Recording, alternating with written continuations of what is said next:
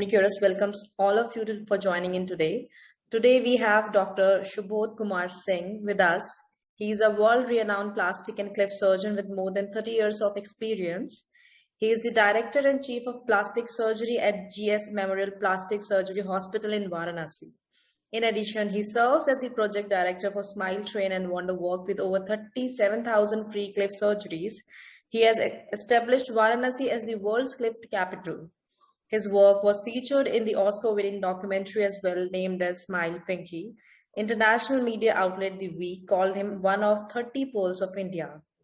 Dr. Shubodh Singh has received numerous accolades, including the Smile Train Hero Award in Baltimore and the Pete Prize by the Association of Plastic Surgeons in India, and has been recognized by the President and the Prime Minister of India for his services to the society. So today we will be listening to his inspirational journey and what motivated him to move to the Cleft surgeries. So doctor, welcome you.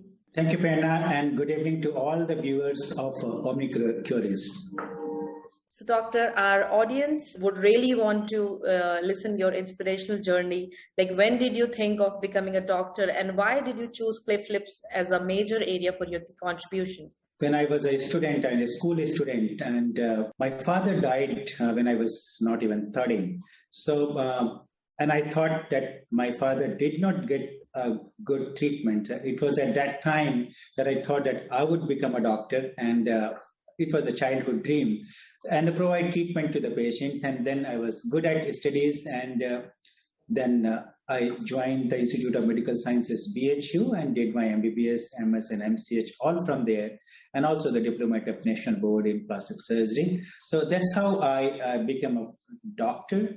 And while I was doing my MBBS, I had a tremendous interest in surgery. And then I joined general surgery at Institute of Medical Sciences, BHU, and I was doing good. I was liking the branch, and my registration was under Professor J.K. Sinha, who was a very renowned plastic surgeon. So even in general surgery, I was registered as a candidate under Professor J.K. Sinha. So I developed interest in plastic surgery and decided to join there. So I cleared my MCH entrance and joined plastic surgery at BHU. Cleft was a natural choice for a plastic surgeon, because a lot of children, a lot of infants would come with a cleft deformity, and it was very intriguing. And it was a challenge for the plastic surgeon to repair cleft, and that could transform the face and life of the patient and the entire family. And I had an interest in cleft, and a lot of patients used to come for cleft surgeries. So then I decided that I will do cleft in a bigger way. But when I left BHU and joined private practice, I was doing most of the other reconstructions as well. And I had a special interest in microsurgery and head and neck reconstruction. So I joined a cancer hospital here, a Railways Cancer Hospital, as an honorary surgeon. And I was doing a lot of head and neck and other body part reconstructions following the cancer excisions. But then when I started my hospital in 2001, I decided to do some camps for poor patients. So every year in February, coinciding with my father's death anniversary, I started organizing free camps for the patients. In 2004, I organized a camp for cleft patients, and 135 patients were registered. And my hospital was small at that time. So all these patients were from Varanasi and nearby districts. So I gave them a date. And it was during that time that Mr. Satish Kalra, who was the director of the South Asian operations of Smile Train, who visited my hospital. And hospital was full of cleft patients, unoperated cleft patients. He saw them, he met me. And then he asked me, why not I become a partner of Smile Train? And I was readily willing to do that. So then on 1st April 2004, we became the partner of Smile Train. And then there is an interesting story there. And he was giving us a contract or a partnership till December 2005, so about 20 months. So he said, how many surgeries would you do in these 20 months? I said, we will do 2,500. Then he wrote back to me that that's too much. That means about 5 surgeries every day. We will give you 500 surgeries only. So first you complete that, then we will give you more. And those 500 surgeries we completed in first 8 months. And by the end of 2005, we completed 2,500 surgeries.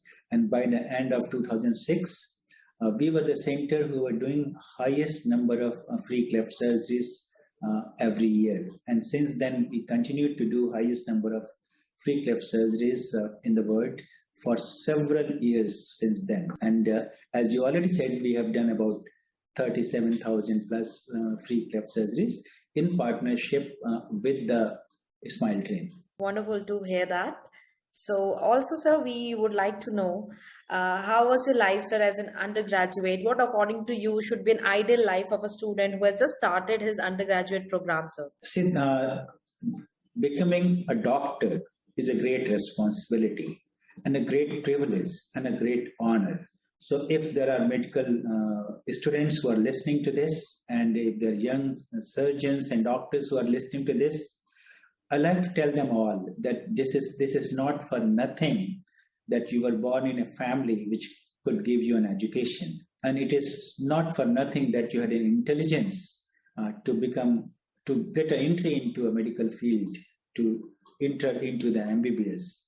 And it is not for nothing that you become a doctor, then a specialist, and maybe a plastic surgeon. So there is a divine purpose behind. You could have been born anywhere, you could have done anything, but you were destined to become a doctor. So there is definitely a divine purpose behind it, and that purpose is to serve people and alleviate their pain and miseries and save their lives. And this should be highest in the mind of a student, a medical student, and a doctor. So everything else follows. So as a medical student, the time has changed since the time we were students, and nowadays the time has changed a lot. The life has changed a lot. But then as a medical student, you need to know everything about life and medical science. And there's nothing that you can miss out. So be focused, be very focused when you're studying, be very focused when you're seeing a patient. This is not just getting a degree of MBBS to become a doctor. This is a training and education that you need to have to save life and to alleviate pain and diseases. So be very focused. Whatever you are doing, if you're attending classes, be focused. You're attending clinics, be very, very focused.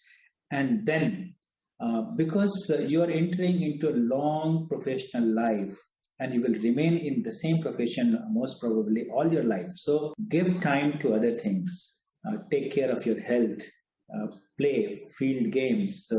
And eat well, and take good rest, and develop other interests like literature, art, and other things. So have a complete life, but be very focused on the medicine. And once you become a specialist, again, when you're growing up, these days, students take a lot of time in becoming a specialist, because there is a lot of time wastage when you prepare and appear for the NEET, and then you wait for the counselings, and you get a seat somewhere. Then again, you prepare for a super specialty NEET. So a lot of time is wasted. By the time you complete a super specialty, you are 30 or 32 years. So the life has to continue parallelly. So take care of your life also, your personal life also. And that's what I want to say to my young friends and students, medical students and young doctors. Thank you so much, Doctor. So, Doctor, as your work was featured in the Oscar-winning documentary named as Smile Pinky. So, our audience really want to, listen how this documentary was made. What initiated, sir, that this documentary was, made. So, audience want to listen about this thing, sir, like how it was made, what was the planning. Yeah. Yes, Prerna, that's a good question. I mean, as I already told you, but by the end of 2006, we were already doing highest number of free cleft surgeries in the world. So in 2007, this American director, Megan Mylan, thought of making a documentary on clefts, and she approached a Smile Train, and it was a natural choice for them to get this documentary made on this hospital, because this small hospital in the city of Varanasi in India was doing highest number of cleft surgeries in the world. So they wanted to picturize, get our methodology, how we were doing. So then she communicated with me and sent another assistant director, Nandini Rajwade, who came from Mumbai. And she went into the field to see how cleft patients live, and also she brought up many photographs of cleft patients. So one of them was Pinky. When I saw the picture of Pinky, I said you should be covering her life story as well. So she was about 6 years old at that time and was not operated yet. And there were other children as well. So then after some communications, she came in March 2007 for the first first shooting of her documentary. And she stayed here for about 7 days. And we had organized a camp on 18th March 2007, and about 500 new cleft patients were registered in that camp. So she had come before the camp. So she shooted the entire methodology of our outreach program, how our trained social workers with their team, they go into the field, they let the people know about our services, about cleft, and convince the cleft patients' parents that the surgery can correct the deformity, and they bring them here on the day of camp. And then after the selection and after due investigations and evaluation, those patients are subjected for surgeries. And of course, since it was a huge camp, those surgeries were spread over a month or more. So they shot the Pinky's life journey from her home to the hospital and the surgery and the back. And they again came back after 5 months to shoot what changes the surgery has brought in the Pinky's life. And another protagonist was Gutru's life. So, and she covered the hospital in her picture. So the important thing about this documentary was that this documentary was shot on an observational style. There was no pre-planned script, no special effect, no retakes, no sound and light effects. So it was, she just shot it, the way it was going. Whatever was happening, she was just shooting, and she shot it for 100 hours. And then an American girl, she edited it in 39 minutes. So, and another important point about this documentary is that there is no narration. In usual documentaries, there are narrations. So there is no narration in this documentary. So, but as the documentary starts and moves on, the total story unfolds. So the documentary is very simple, and its simplicity is the real strength of this documentary. And that's why it moves people. When you see this documentary and see how the things are happening and how the life is being transformed, I might show you some of the pictures of documentary later. So you will realize, the audience realizes the impact of the surgery on the life of the patients. And since the word impact has come, I have to say another sentence to the young plastic surgeons and doctors, and especially surgeons. So I always say to my students that it is not the result of your surgery which is important. It is impact of your surgery on the life of patient and her family, which is much more important. So you have to think about what changes your surgery or your treatment is going to bring in the patient's life and his or her family's life. So it is the impact of your treatment or surgery which is much more important than just the result. So this film was shot, and then this won many small awards, and then it was also screened in the International Documentary Film Festival in Silver Springs in Washington, D.C. And then it was then selected, nominated for Oscars. So when it was nominated for Oscars, and at the same time, the Slumdog Millionaire, which was made in India, was also nominated for Oscars. So there was a lot of interest of Indian people during that time. And a lot of interviews started happening. And then we went to Los Angeles, from New York to Los Angeles, and Pinky and her father accompanied me. And the day we reached New York, from the same day, several interviews started on a big news network channels like ABC, CNN, and others. So when we were going for Los Angeles from the New York airport, the people had started spotting us. And we went to the Los Angeles, stayed in Four Seasons hotels, and then there were a lot of public programs and a lot of public screening. There was a screening in a writer's building, and there was a lot of Q&A sessions.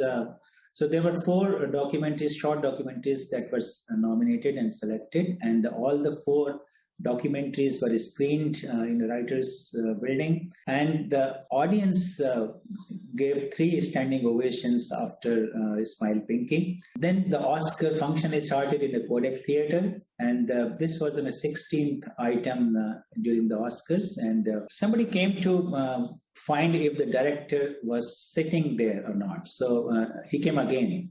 So the Megan told me, probably we won because they have come twice to check if I'm there or not. So then, of course, when it was declared, so the Smile Pinky got the Oscars, and Megan Mylan went to take the Oscar award there. And then a lot of things followed after this, the governor's ball and the Vanity Fair, and we were all there.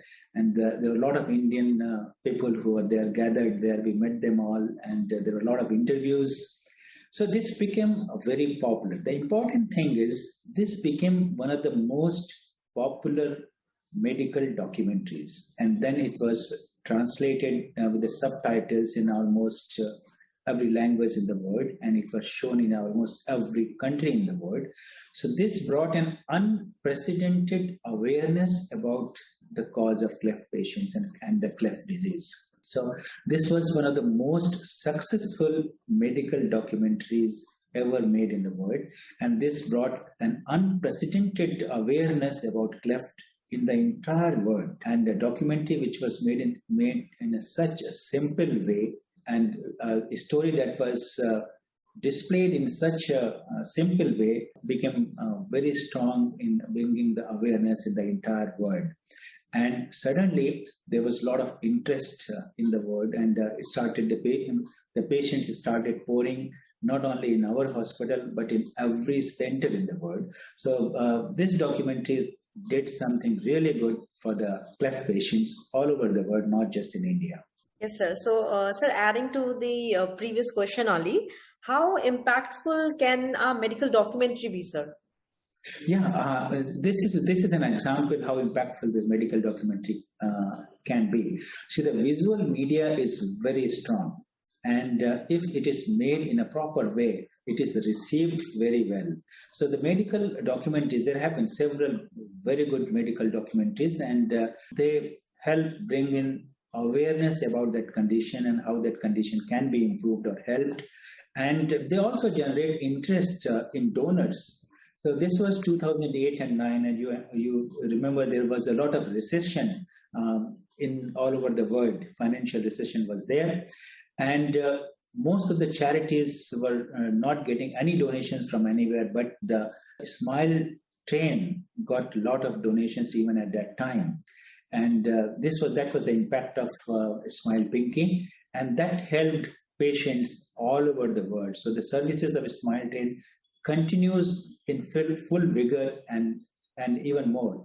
So the medical documentaries are very, very effective way of communicating the condition and what it requires, bringing in awareness and in generating interest. So to the doctors, I would like to say, always prepare small documentaries of the work that you are doing about the conditions. And nowadays, this can be shown on a social media as well, keeping all the precautions and taking all the permissions from the patients. So, but a lot can be done to bring in awareness and let the people be well informed. So informed patients are good patients, and they can make good choices about their treatment. So yes, Prerna, the medical documentaries are very effective means of communication, and they bring in a lot of awareness. So, Doctor, we have, started receiving the questions from the audience as well now. Yes. So, the questions are pouring in. So, we will start taking it up as well, sir. Yeah. And before to that, sir, if you want to add something, sir.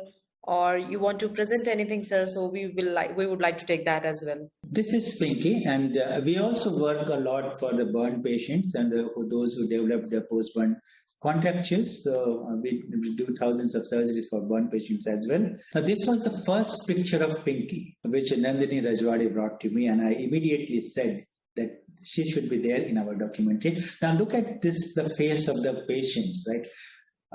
This girl is trying to hide behind the mother, not trying to face the public. She is shy, right, and ashamed of her deformity. Look at her eyebrows, right, so, and she's looking down, right, and but the face is so beautiful, so proportionate, right. So from the plastic surgical surgeon's angle, this face is very beautiful. And this is the kind of camp that we used to organize in distant places, and the patients of all ages, children and the old ladies and the young child. So we used to get all such patients, and we organized hundreds of camps in UP, Bihar, Jharkhand, MP, Assam, West Bengal, at so many different places in interior areas. We organized camps, and we identified these patients, brought into our hospital in Varanasi, and treated them. And this is one big camp in Varanasi in our hospital. So such camps were organized in our hospitals, and we used to get about 500 registrations in every camp. This is President, he was then the president of Ismail Train, and she was the vice president. They came visiting, and the day he came, there were 500 new patients of Cleft. He was flabbergasted, and that's when he decided to get a documentary made. This was in 2006. And this is Megan and her small team. They came to film the documentary in my hospital. And this is Pinky going back after the surgery. And then, of course, this was a Smile 10 Hero Award because we were doing a lot of surgeries. Small clip of the Smile Pinky. You can all see this documentary on the YouTube.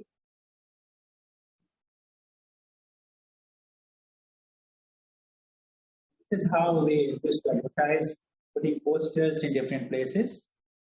And this is in our hospital, and the journalists were interviewing. So the power of the film was its simplicity. There was no narration in this film. This was in Silver Dogs in the Documentary Film Festival, and I was one of the faculty in the Documentary Film Festival, probably the only doctor who was a faculty in a film festival. And this was after we won an Oscar, and we went to the Oscars award. This is Pinky, and this is Megan Mylan, and this was her acceptance speech.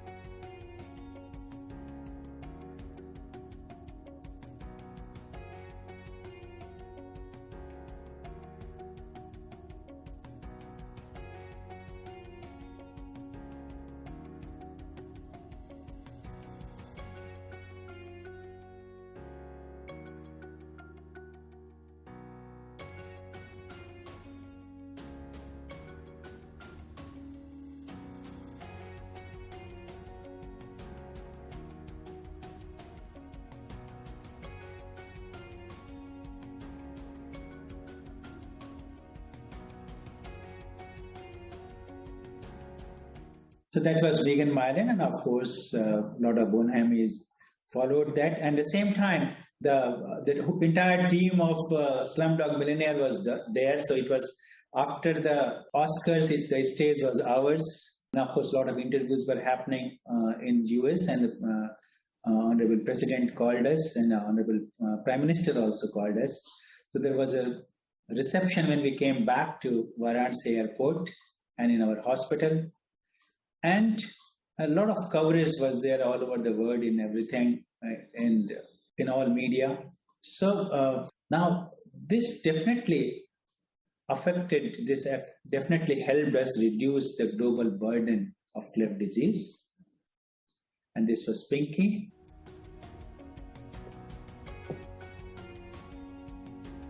This was before surgery.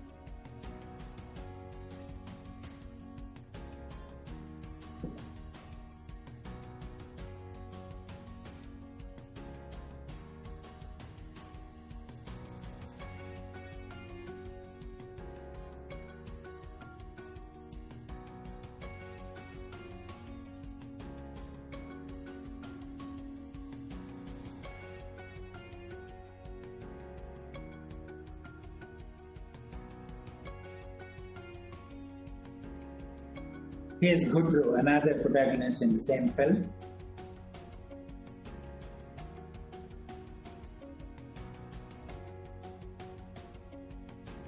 This was several years ago.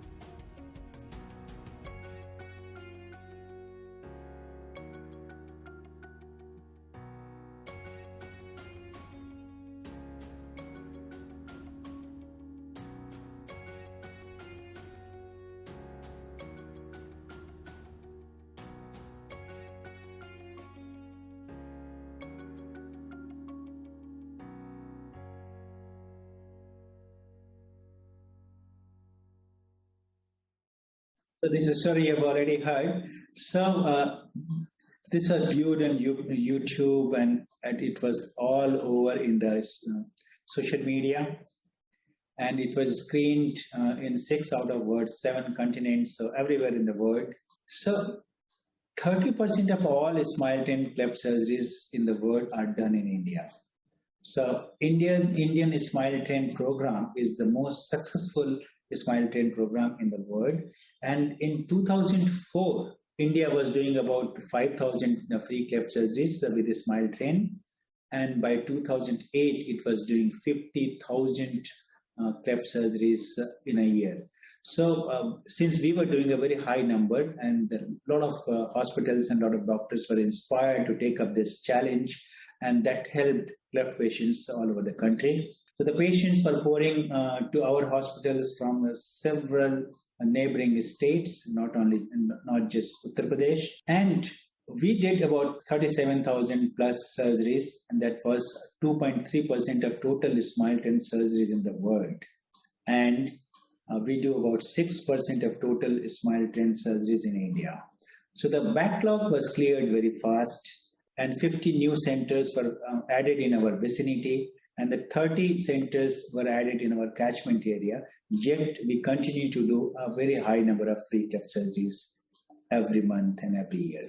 So if you consider Varanasi as a hypothetical country, so the highest number of cleft surgeries are done in India, then in China, and then in Varanasi. And that's why the Varanasi is called Cleft capital of the world. So a lot of more information. I mean, this is all available on the net. So this was Pinky before surgery.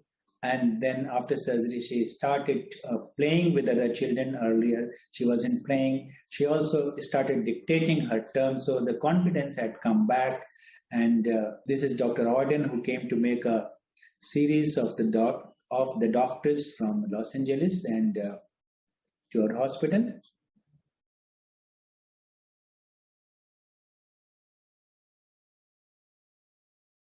So this is all available on the net. Then on our burn work, National Geographic made a documentary called Before and After, How Plastic Surgery Changed This Girl's Life. Her name is Ragini. So this documentary can also be searched by Burned Girl Ragini, and this became the editor's choice video of National Geographic, and it won many awards, including the Davies Gold Award and the Best Broadcasting Awards in London called AIB Awards. So this is a 5 minutes documentary and available on the net. This is how it starts, but you can see this on the net, so I don't need to show this.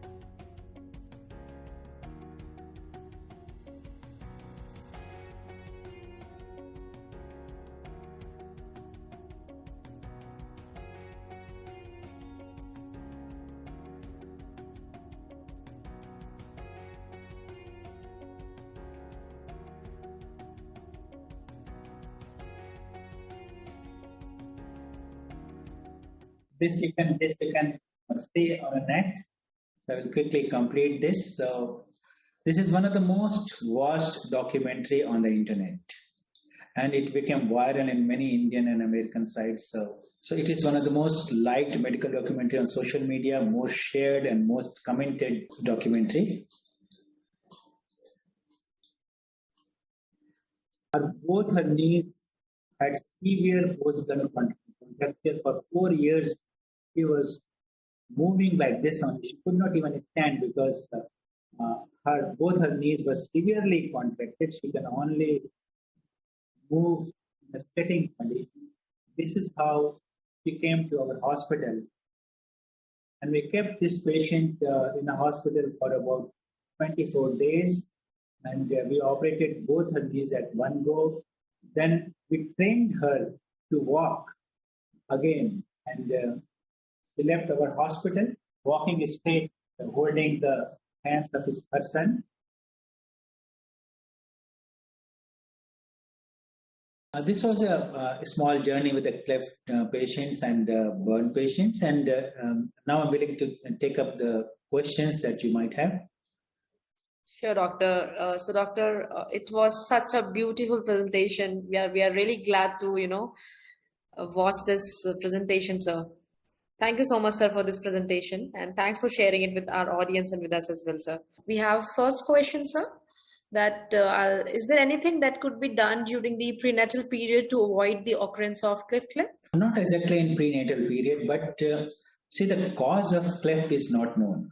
So there are multiple environmental factors and multiple genetic factors. So we are a group which is one of the largest cleft genetic research group in the world, and the pioneer in India.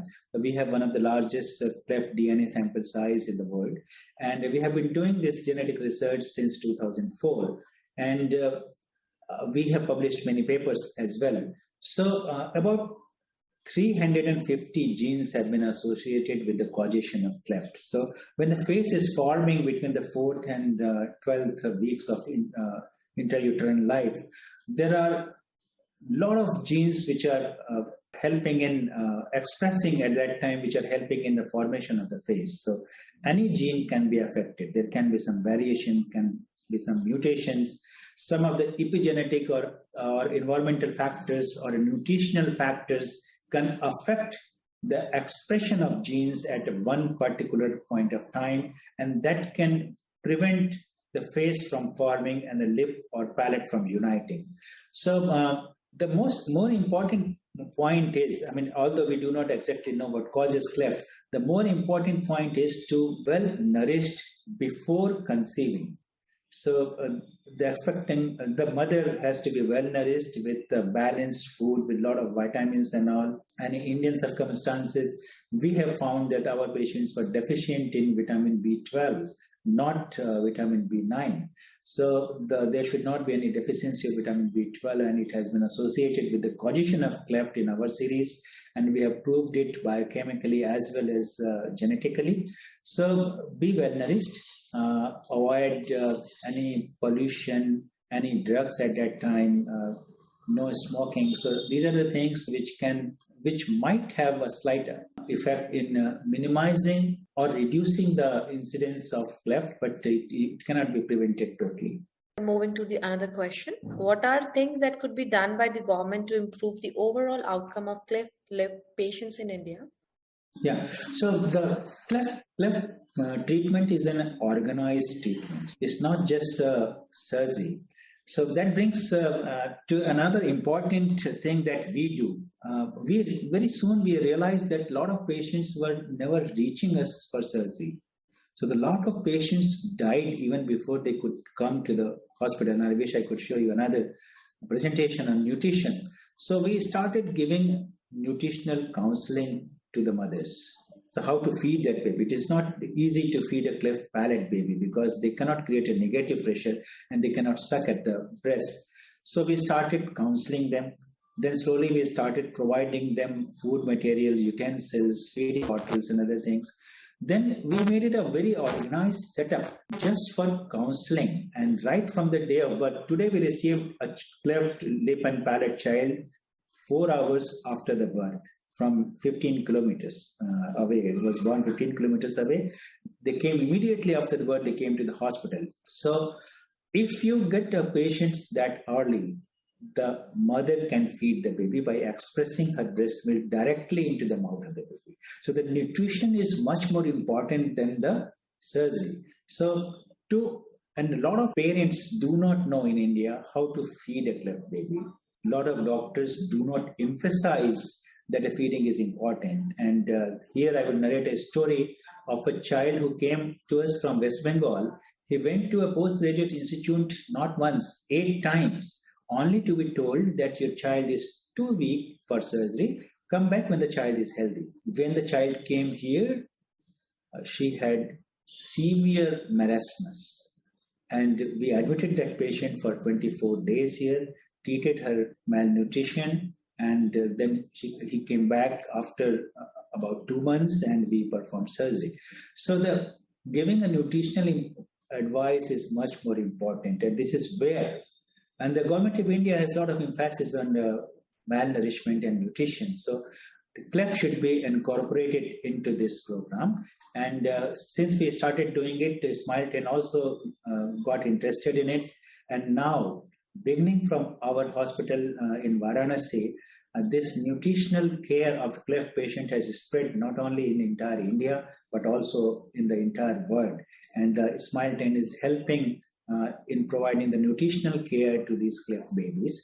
So the government can identify early the birth of a cleft baby, send it to the right centers who can take care of the nutrition of the baby so that they can survive.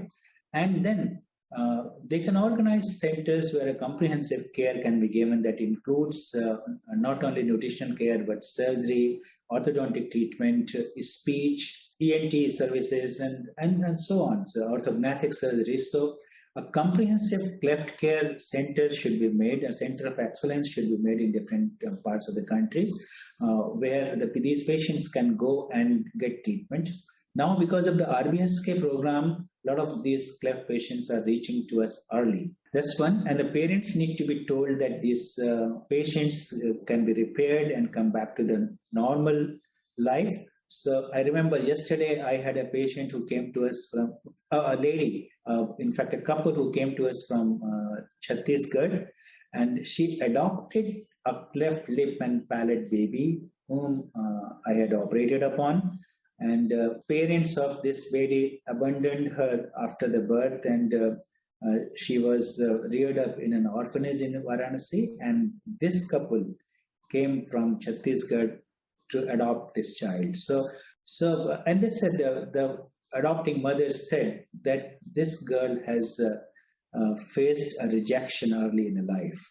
So she was so sensitive, but unfortunately the parents were not sensitive. And I get a lot of patients from the orphanage for the treatment of cleft babies. So do not reject them. This cleft condition can be corrected, and this message should go into the society. So the government can provide a registry of cleft patients and organize centers for a comprehensive care of the cleft starting from the day one. So the another question is, what are the latest guidelines and protocols on cleft lip repair? So the consensus is, cleft can be repaired anytime after the birth, but the consensus is the lip should be repaired between 3 months and 6 months of age. And at 3 months, the weight should be 5 kgs and hemoglobin should be 10 grams, at least 10 gram %. And the patient should not be suffering from any respiratory tract infections, diarrheas, or any illnesses, and any other concurrent congenital anomalies should be identified. And the palate should be operated between 9 months and 12, again, at least 8 kgs of weight and at least 10 grams of hemoglobin. And if the patient has other anomalies like Vera-Robin syndrome and all, these surgeries can be delayed by a couple of months. Some people operate cleft palate at the age of 6 months as well, but the consensus is between 9 months and 12. The alveolar bone grafting, the secondary alveolar bone grafting is done at the dental maturity when the canine or lateral incisors root, the bud has developed half or 75%. So that is between 7 years and 11 years. So the preschool rhinoplasties can be done anytime after age of 6 years, and secondary rhinoplasties are done after the age of 13 years. Orthognathic surgeries for distraction of the jaw is done between 14 years and 18 years, earlier in females and a little later in male patients. So that's a timeline. So that's a consensus, but there can be variations according to centers and surgeons. What is the best management of cleft lip scars? There are multiple types of cleft lip scars. So I will divide them into two broad groups. One, the scars which have been created by improper surgery. I have an entire presentation on that. So if the surgery has not been done by a trained cleft surgeon, right? So he may give incisions at wrong places, and there can be scars. There can be destruction of philtrum. So that's a little more difficult to correct. But there can be scars which have appeared because of the proper cleft surgery. So there are children who are more scar formers than others. So our policy in our hospital is we advise mother to massage the scar area vertically with the steroid. We use mometasone for massage. So for 3 to 6 months, and that helps reduce the scarring for any contracture. Sometimes we also advise silicone gel if there is a scarring or hypertrophy is more. So some of the scars may get hypertrophy and contract. So the starting massage 15 days after the surgery and then continuing it for 3 months to 6 months helps a lot. But if there are scars after a proper surgery, that may happen because of infections or disruption of the suture line. So that might require another surgery for lip revision, and that should be done at a later date. Moving to the next question. What are the major obstacles while treating cleft lip patients in India? So the biggest obstacle has been taken care of already by the help of a Smile Train. But if I have to enumerate, there are many. First was lack of awareness and knowledge, right? So not only about the treatment, but also about the feeding that was causing deaths of many cleft patients. So people were abandoning cleft patients.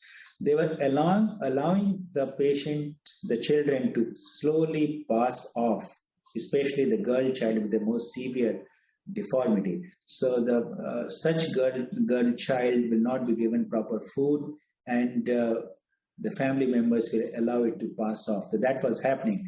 Thankfully, it is not happening these days in that big number.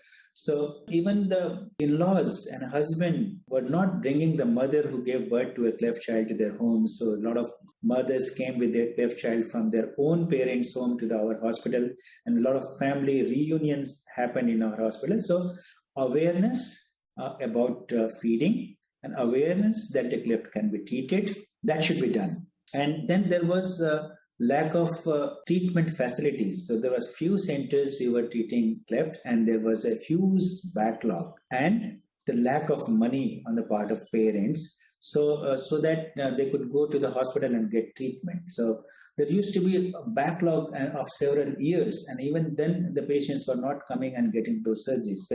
When we started with a Smile Train in 2004, the average age of primary surgery at our hospital was 10.8 years, and now it is less than 1 year. So that's a big transformation.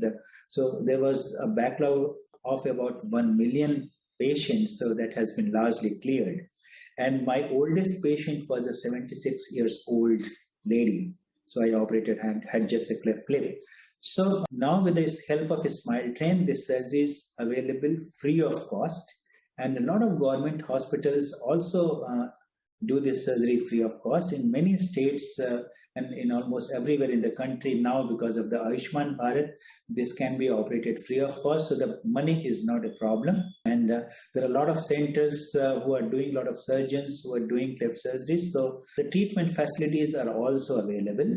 So, but the coordination is needed and awareness is needed. So a lot of shortcomings that we had in the treatment of cleft has been already overcome. But again, the awareness is the most important thing that we need to generate. What are various therapies to improve speech in cleft lip patients? So the speech, there are, if I very broadly categorize it, divide it, so there are two kinds of speech problem. One, because of lack of proper articulation, and second, those because of lack of velopharyngeal competence. So if there is a such deficit in achieving the velopharyngeal competence, then it will need to be corrected surgically at a later age. But a lot of these patients will have an articulation problem. There will be substitution, omission, and so these kind of speech defects will be there, and they should be trained. The easiest way, not undermining the speech therapist's job, so the easiest way to train the articulation to these cleft children is to train the mother and to show how the mother is articulating each letter in her mouth. So like if she is saying T or ta, so she should show the child how she is touching the palate with her tongue and then releasing it. So keeping in mind every letter and thinking how she is pronouncing, how the mother is pronouncing, she should train the baby. So initially in 2005-06, we had a lot of problem because there were no speech therapists here. There were one or two, but they were not interested in cleft speech. So we started training the parents. Then we gave them leaflets. Then we started giving them Walkman, and we gave instructions on those pre-recorded cassettes and gave them Walkmans to hear and then train parents. Then we started giving it on a DVDs, and then we started with Skype. Now we have the entire speech program with our speech therapist, and also we give an online speech therapy. So there is a tremendous role of speech therapist in cleft palate patients, and these speech therapists can diagnose and identify the speech defects and then try to improve those speech defects by training, where the parents' role is also great. So there can be some sittings with the speech therapist, and rest of it can be taken up by the parents. And if there is a speech defect because of the velopharyngeal incompetence, that will need to be corrected by surgery. So what are your views on cleft lip repair in premature infants with comorbidities? Again, the cleft lip is not a priority. When I was a MCH resident, my work was on a fetal wound healing. So people also thought, why not repair cleft lip in utero, because there will be less scars. But although in mammalians, the fetal type of scar healing changes to adult type in somewhere in the second trimester. So, but there are some fetal surgeries that are done, but cleft lip is not one of those. So because cleft is not a life-threatening condition, it can wait. So let the child grow, let other serious problems be taken care of well. When the child is grown well, has put on some good weight, and other serious anomalies have been taken care of, then you should repair the lip, not early. So what should be the future direction of research in cleft lip and cleft palate? Of course, we should all the research in cleft lip and palate should be directed towards reducing the incidence of cleft. So, of course, there is a lot of other areas in treatment part. So, in every area of treatment, there is a scope of a lot of research and post-treatment complications, development, speech, orthodontic, orthodontic treatment, surgical treatment, their result. So there is tremendous scope. But to my mind, the most important research that we need to direct will be towards with the aim of reducing the incidence of cleft. So we need to know the cause of cleft. So we need to know the epidemiology of cleft, and right from nutrition to biochemical assessment, nutrigenetic factors and epigenetic factors and genetics. So all of this should be done together to find out the cause of cleft. So if we could find out a cause which can be treated, which could help prevent the incidence of cause, so that will reduce the burden of cleft disease in a better way, in more effectively than any other treatment can help. So the research should be directed towards finding the cause of cleft. What are some of the recent developments in the management of cleft patients? So, techniques keep on changing, right? So now the treatment plan has been standardized. So the modern sutures are being used. So this change is happening every day. So it is all standardized. So the good techniques are available, which have a very balanced, which provide a very balanced lip and with a very nice scar. So, but no, there is no technological, new thing that has come into the cleft lip repair. It's all treatment-wise. The protocols have been standardized, and a lot of 3D pictures can be taken. The results can be assessed using a lot of software programs. So these are the only things. So, sir, apart from these questions, we have received multiple positive feedback, which we're going to share with you right after this webinar. And sir, lastly, sir, any advice, any suggestion you want to give to our audience today? Now, with regards to the cleft patients, my advice is to catch them young. What is happening is most of the doctors think, the gynecologists think, and the pediatricians think that these patients should go to the surgeon when it is the age for surgery, like 3 months or 6 months or more. No, the patient should come as soon as possible after the birth.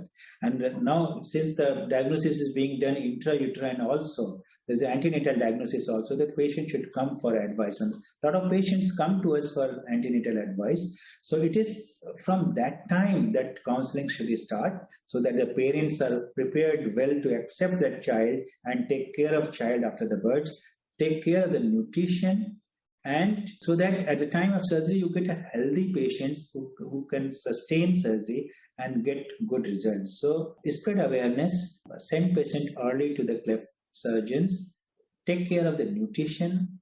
That is much more important. I cannot overemphasize the value of nutrition in cleft patients. And feeding is very simple. No special bottles, no appliances are required. If you are using katuri and a spoon, it's fine. If you are using a feeding bottle, only thing that you have to do is to enlarge the size of the hole in the nipple by a warm, thick needle. That's the only thing that you need to do. No long teats, no long spoons. Do not deposit. Advise the parents not to deposit a lot of milk in the pharynx. So, because when the child feeds, so he has a cycle of swallowing and then breathing, then swallowing and then breathing. So if you deposit too much of milk way inside the mouth in the pharynx, and he swallows, and there is still milk in the pharynx, and then when he breathes, the aspirations occur. Otherwise, aspirations do not occur in cleft patients. So it is only when you are force feeding it or you are depositing milk inside the milk, too much inside the milk, or pouring a lot of milk more than what it can swallow, then the aspirations can happen and the patients can get frequent pneumonias and even can die for that. So again, the feeding advice and the nutrition advice is more important. And we would really thank you, sir, for sharing such an inspirational journey of yours, sir, with all of us, sir. We are really glad to hear such an inspirational journey, sir, from your end. Also, sir, we will be publishing your this webinar on Omnicurus platform, and we'll be sharing the link with you also very shortly. And again, sir, Omnicurus and the entire audience is thanking you, sir, for sharing this amazing journey and giving your valuable time to all of us, sir. Once again, sir, thank you. Thank you, Penna, and thank you very much for having me on your platform.